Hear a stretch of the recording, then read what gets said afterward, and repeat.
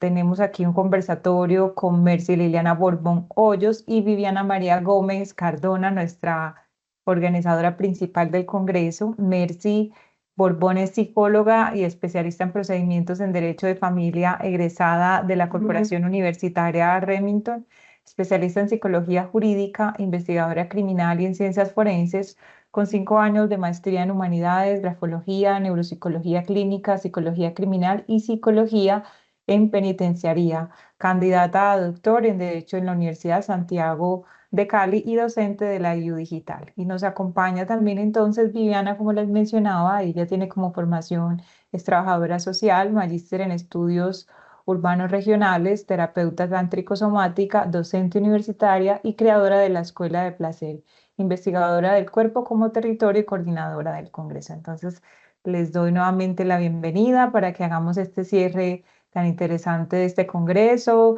con todo el resumen de las ponencias que hemos tenido, que por cierto nos han estado preguntando, ya les estaremos contando entonces cómo hacemos copia de estas presentaciones. Muy buenos días para ustedes. Buenos días, feliz de estar acá en este que llamamos conversatorio, como presentando una conclusión de un evento tan magistral, tan espectacular como es el tercer Congreso Internacional de Humanismo y Sociedad, Horizontes de la IA, Desarrollo Profesional y Vida Cotidiana. En el marco del título, entonces, yo quisiera hablar de ese desarrollo profesional. En estas dos jornadas hemos tenido entonces invitados de diferentes disciplinas, ingenieros, médicos, psicólogos, administradores, sacerdotes, y eso nos habla entonces de esta visión global de lo que representa este desarrollo profesional y esa vida cotidiana de la mano de la IA. Hemos visto entonces que la IA es programada por seres humanos, por sujetos, y el sujeto es el que tiene que tener esos valores, esa ética, para que esa inteligencia artificial permita el desarrollo profesional sin que se limite el desarrollo personal y el desarrollo del individuo.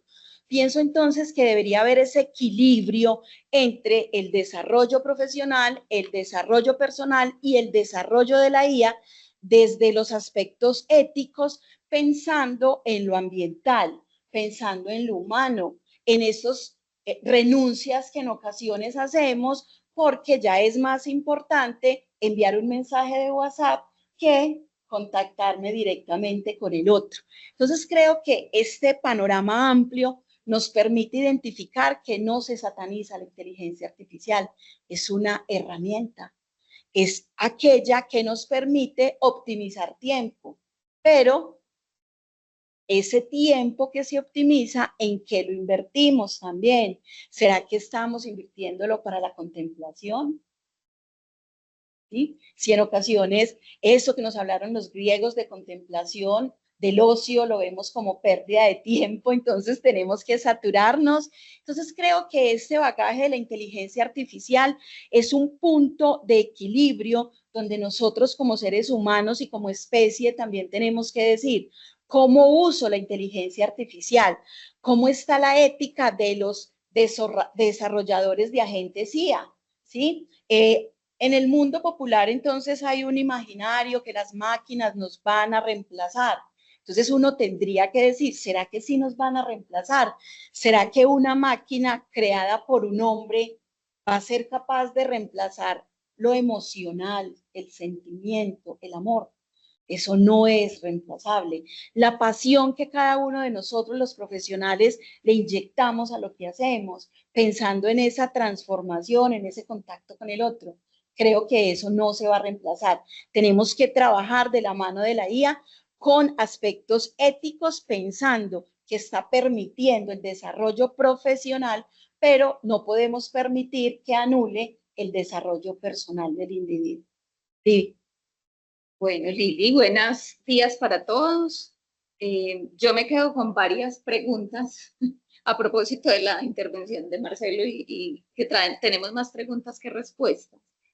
Y dándole un poco continuidad a lo que tú nos estás diciendo, de todo lo que escuché en el Congreso me quedan como los siguientes temas.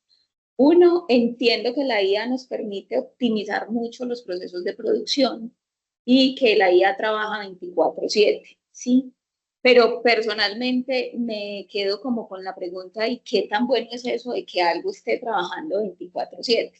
¿Realmente es necesario que eso suceda? ¿Realmente es tan loable que como especie tengamos la pretensión de crecer infinitamente con los costos humanos y ambientales que eso tiene, y no solo humanos, para la vida en general, ¿cierto? Entonces, ahí como la primera pregunta que me queda frente al tema de la hiperproductividad. Qué rico la herramienta, pero de pronto pensemos si a esos objetivos grandes que le apuntamos a través del desarrollo de estas herramientas realmente son una cosa tan deseable para la vida. Y hablo del deseo porque justamente la velocidad que hoy nos permite la tecnología, una de las cosas que ha hecho es que perdamos la capacidad de erotizarnos, ¿sí? De tener disfrute por la vida. Ya tenemos tantas cosas a la mano que ni siquiera nos sorprendemos. Ya la vida no nos da ni siquiera la capacidad de sorprendernos. Entonces, de pronto, tener una pausa en la vida, como lo decías tú, tener ocio, tener contemplación, nos devuelva la posibilidad de disfrutar la vida. No es gratis, como todo el tema de salud mental que tenemos hoy, y no solo tiene que ver con que seamos una sociedad muy incierta, sino también con que vamos a unos ritmos que no necesariamente están a escala humana. Y creo que esa pregunta hay que hacérsela así, que ahí no recuerdo en este momento el nombre del autor, pero hay un autor que dice que nosotros transformamos objetos y a su vez los objetos nos transforman. Claro, eso sucede, pero entonces la IA y en general esta era digital nos pone un ritmo de vida que realmente no es adecuado con el biorritmo, que realmente no corresponde con los ritmos naturales de la vida. Y creo que hoy, con esta posibilidad de transformación que tenemos en las manos, que un poco nos permite a jugar a ser Dios, y ese es un juego muy peligroso porque no, creo que no alcanzamos a calcular las implicaciones que pueden tener. Otra pregunta que me asalta frente al tema de la personalización de los servicios, incluidos los de la educación, es hasta dónde es personalización y hasta dónde alimentamos este exacerbado individualismo que nos vende el sistema en el que habitamos, ¿cierto? Y me parece una pregunta pertinente porque la humanidad no ha llegado aquí ni ha transformado de las maneras tan dramáticas en las que ha transformado su vida por la acción individual. Lo ha hecho a través de la acción colectiva, ¿sí? Una antropóloga muy importante dice que el primer gesto de civilización fue un hueso filado. Y eso habla de que alguien se preocupó de otra persona que no estaba en condiciones de ocuparse de sí misma. Entonces, es tan pertinente llevar todos los servicios a ese nivel de individualidad. ¿Dónde está quedando la construcción colectiva? ¿Dónde está quedando la capacidad de encontrarme con el otro distinto a mí?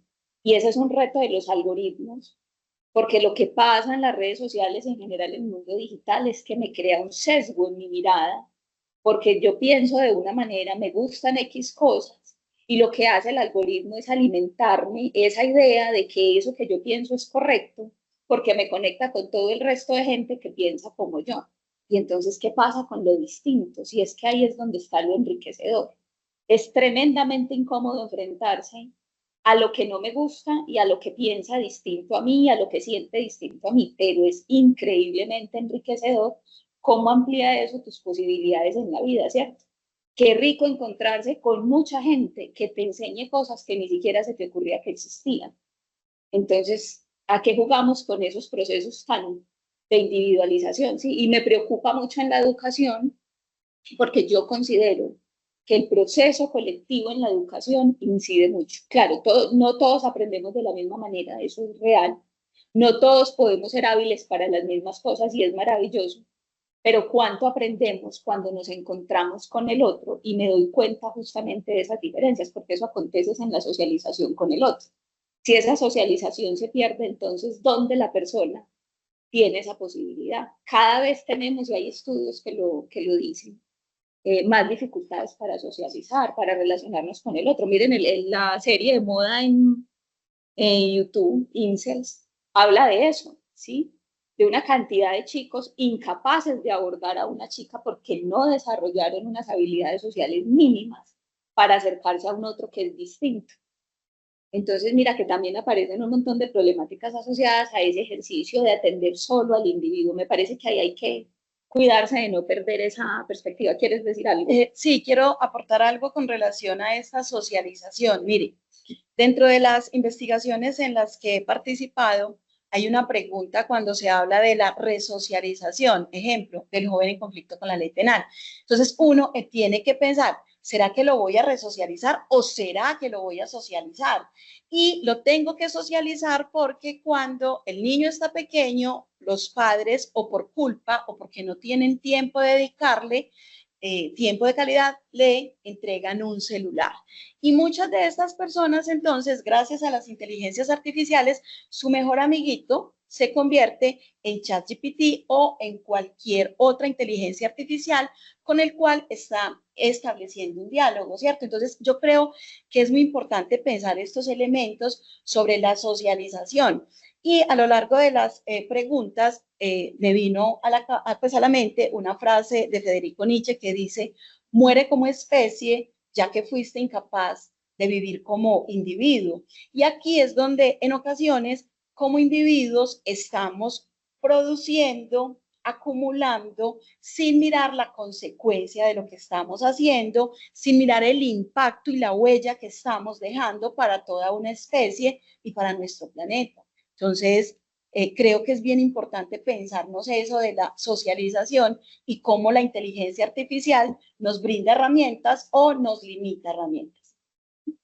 Bueno, otra pregunta que me queda sobre la invitación a habitar el mundo de lo concreto, ¿sí?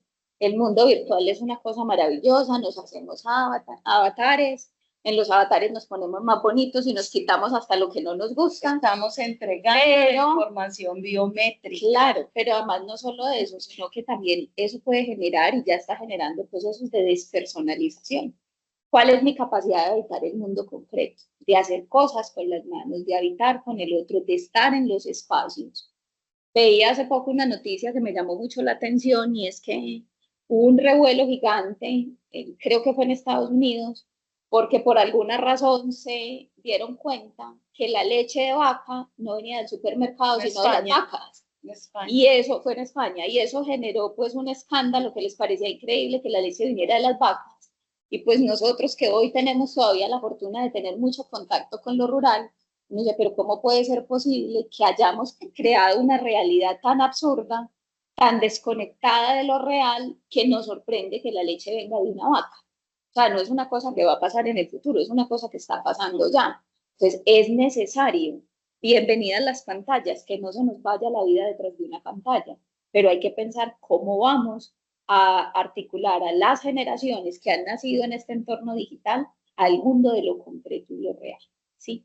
Porque si no, lo que vamos a tener es un montón de personas que creen que el universo existe solo en la virtualidad, y pues no, no es así, ¿cierto?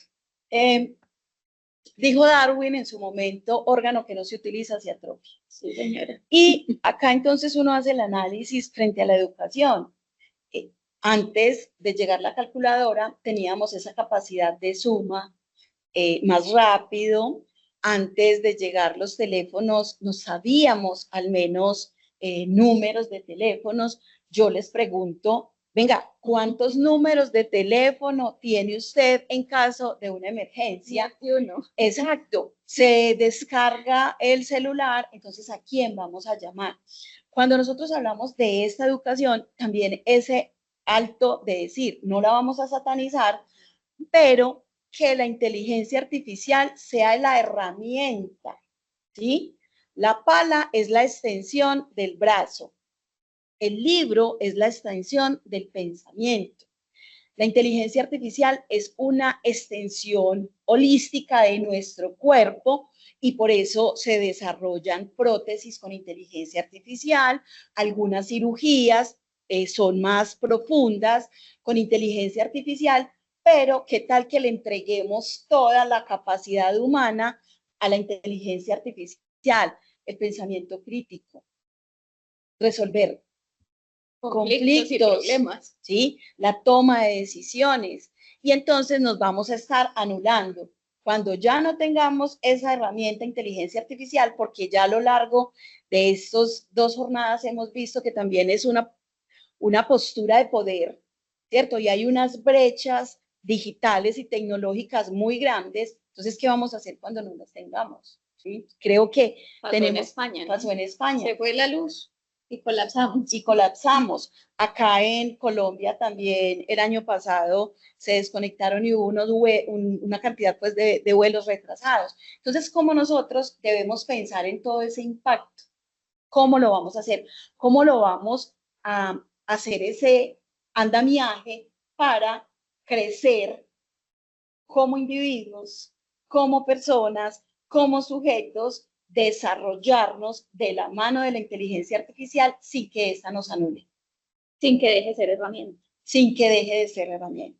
Bueno, otro reto importante, lo hablamos poco en el Congreso, pero es un reto importante de la inteligencia artificial, es el tema de la superación de los estereotipos de todo tipo, ¿cierto? De raza, de género, de nivel económico, porque hoy hay mucha discriminación por el nivel económico. Dice Adela Cortina que el problema no es que usted sea negro, sino que sea pobre, o el problema no es que usted sea de Sudamérica, sino que llegue allá y no tenga plata. Entonces, me parece que es importante pensar cómo alimentamos esa información que nutre la inteligencia artificial, de manera que podamos superar y mínimamente cuestionar los estereotipos que se alimentan. Eso requiere, y este es el otro punto, una participación ciudadana activa. Yo tengo una hipótesis y es que nosotros como ciudadanos somos un poquito infantiles, ¿sí? Como que no asumimos una mayoría de edad porque es muy incómodo pensar. ¿Sí? Razonar la verdad es un tremendo regalo, pero tiene muchas implicaciones y se pasa muy maluco cuando uno tiene pensamiento crítico. Porque si bien te abre horizontes, también te implica tener sentidos de realidad que a veces no son tan divertidos. Entonces la participación ciudadana requiere eso, poder ejercer la ciudadanía. No, eso no es un asunto, uno no va a que le den la cédula y baja un espíritu de madurez y de ciudadanía y lo habita uno, sino que es un asunto que se tiene que cultivar, que también se aprende a participar, se aprende y se debería aprender en la casa, ¿cierto? Pero si cada vez estamos más alienados detrás de una pantalla, pues difícilmente vamos a aprender a participar, porque vuelvo y juega, participar implica encontrarme con otro completamente distinto a mí e increíblemente incómodo. Entonces tengo que aprender a lidiar con ese tema. Y un tema en particular que me llama mucho la atención y que de hecho nuestro Congreso lo sigue mostrando es la baja participación de las mujeres en asuntos de desarrollo tecnológico, ¿sí? En nuestro Congreso fueron 24 ponentes, de los cuales solo 2 fueron mujeres. Eso equivale a menos del 1%. Entonces, perdón, a menos del 10%, da como el punto 83. Entonces, esa pregunta hay que hacérsela porque ya en otras áreas que hemos incursionado las mujeres, claramente tenemos la capacidad de pensar desde lugares distintos. Pensamos los problemas y las soluciones desde lugares distintos. Entonces es muy importante que tengamos una incidencia significativa en el mundo de la tecnología y la ciencia. Y ahí estamos en mora.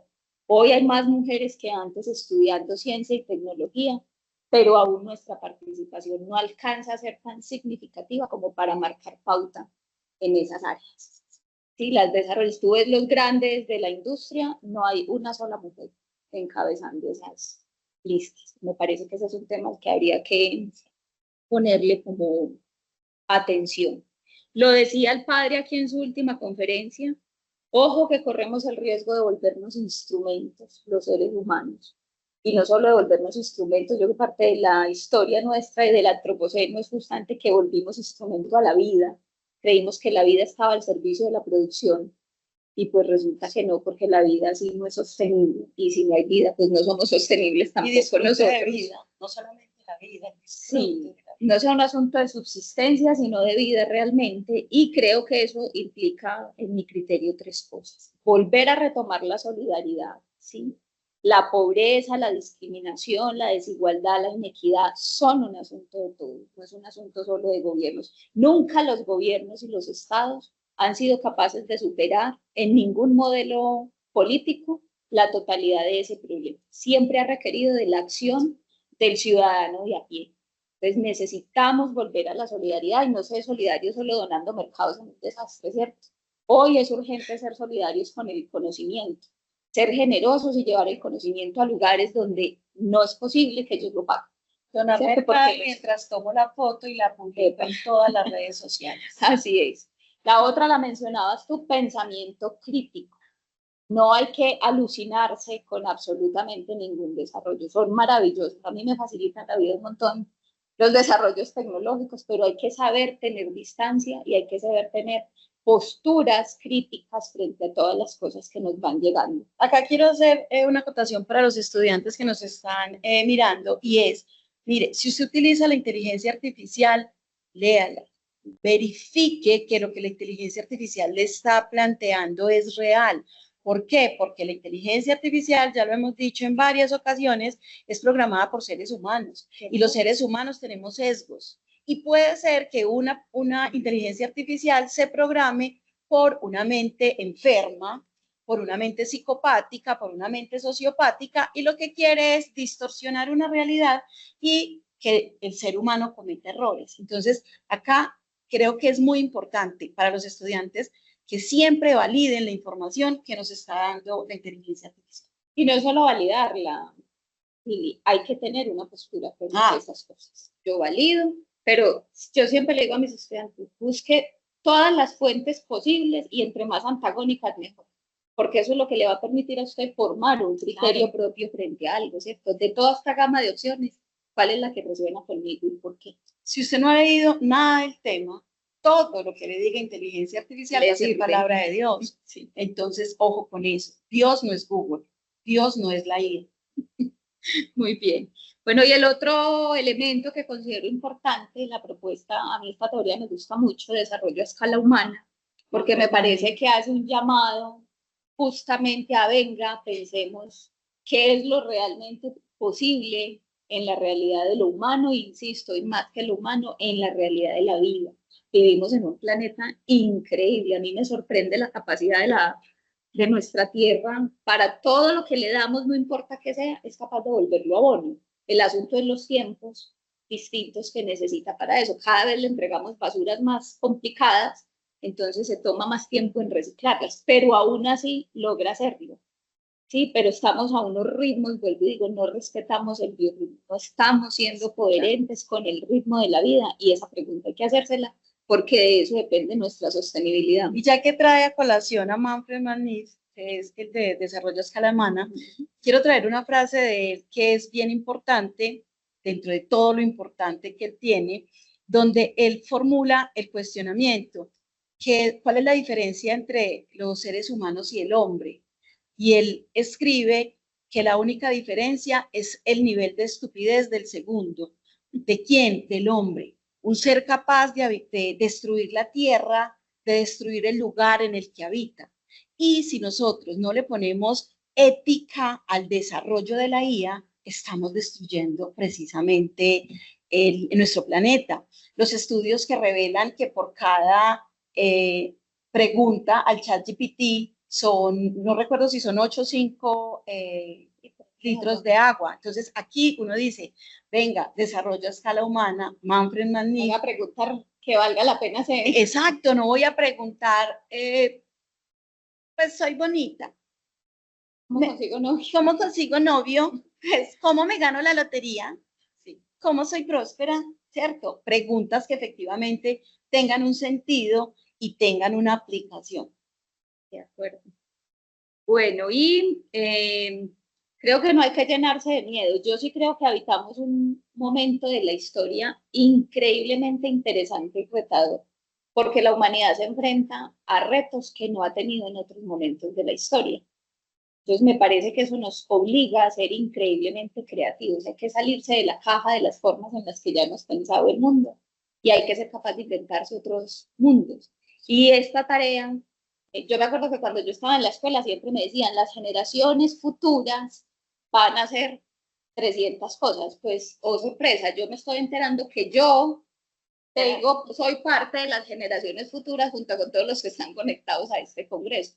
Ya no hay tiempo para seguir pensando que son otras generaciones más adelante las que van a asumir la solución de estos problemas. Nos toca ponernos creativos e increíblemente recursivos para poder dar salida. Dice Byung-Chul Han, en su último libro, que se llama El espíritu de la esperanza, dice que la esperanza viene de esperar, que significa mirar a lo lejos y mirar el futuro, y dice que nos abre los ojos a lo venidero. Pero yo creo que no es un esperar en quietud, creo que nos estamos siendo llamados a esperar en una actitud completamente activa y propositiva frente a todo lo que vaya a suceder. No podemos seguir dejando la discusión de hacia dónde va el mundo en manos de unos pocos expertos. Sí, creo que esto se tiene que volver un tema de discusión en el comedor de la casa. Bueno, yo les preparé, aquí con Lili, les preparamos un discurso ya para cerrar, requiriendo recoger como los últimos reflexiones sobre el Congreso. Vamos a compartírselo. Bueno, cerramos este tercer Congreso Internacional de Humanismo y Sociedad con el corazón lleno de ideas, preguntas y compromisos, también de esperanza.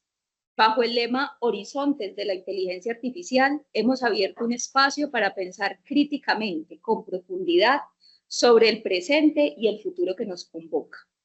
Hemos compartido miradas desde distintas disciplinas y rincones del mundo, con la convicción de que la tecnología, y en particular la inteligencia artificial, no debe ser ni temida ni idealizada, sino comprendida, humanizada y orientada al bien común. Vivimos tiempos de enormes transformaciones, la era digital está aquí y con ella llegan desafíos éticos, sociales y culturales que no podemos ignorar. Frente a las visiones apocalípticas que anuncian el fin de lo humano, nosotros afirmamos lo contrario. Este es un tiempo para una nueva humanidad, más consciente, más justa, más conectada. No es la primera vez que nos enfrentamos a cambios profundos. Nuestra historia está marcada por revoluciones, crisis y renacimientos. Lo que siempre ha hecho la diferencia ha sido nuestra capacidad de imaginar un futuro más digno, más democrático y más inclusivo. Hoy contamos con herramientas tecnológicas sin precedentes, pero también con algo más valioso, nuestros valores, nuestra experiencia colectiva, nuestra creatividad y nuestra capacidad de decir sí a la justicia, sí a los derechos humanos y sí al cuidado de la vida. A las generaciones de jóvenes, a quienes llamamos nativos digitales, queremos hablarles directamente desde este espacio. Ustedes no solo habitan este mundo digital, sino que lo transforman cada día. Tienen la posibilidad de no repetir errores del pasado y de crear lenguajes nuevos, comunidades nuevas, soluciones nuevas. Su voz es esencial.